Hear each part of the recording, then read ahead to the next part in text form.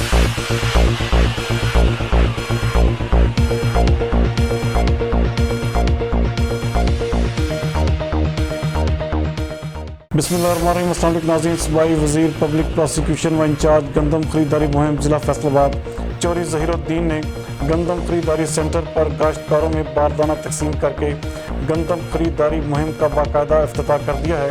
हमारे divisional bureau chief मियाँ एजाज हसन के मुताबिक deputy commissioner Mohammad Ali, additional deputy commissioner revenue Mian Aftab Ahmad, assistant commissioner city Syed Ayub Bukhari, district food controller Ali Imran और महकमा खुराक के दीगर अफसरान भी उनके हमरा मौजूद थे।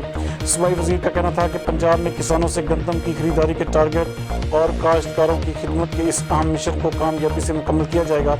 उन्होंने कहा कि गंदम खरीदारी मुहिम की निगरानी के लिए तमाम तर इंतजामी मशीनरी भरपूर अंदाज में मुतहर्रिक है ताकि काश्तकारों के लिए ज़रूरी सहूलियात बरकरार रहें, क्योंकि काश्तकारों की खिदमत और फलाह बहबूद हुकूमत पंजाब का तुर्रा इम्तियाज़ है। इस मौके पर सूबाई वज़ीर ने स्टाफ को खबरदार किया कि खरीदारी के अमल में किसी भी किस्म की बददियानती या हेरा फेरी को कतई बर्दाश्त नहीं किया जाएगा और काश्तकारों की मामूली सी शिकायत को भी फौरी दूर किया जाए। जबकि डिप्टी कमिश्नर मोहम्मद अली ने बताया कि ज़िला में गंदम की खरीदारी का हदफ 1,75,000 मीट्रिक टन मुकर्रर किया गया है, जिसके लिए 11 सेंटर्स कायम कर दिए गए हैं।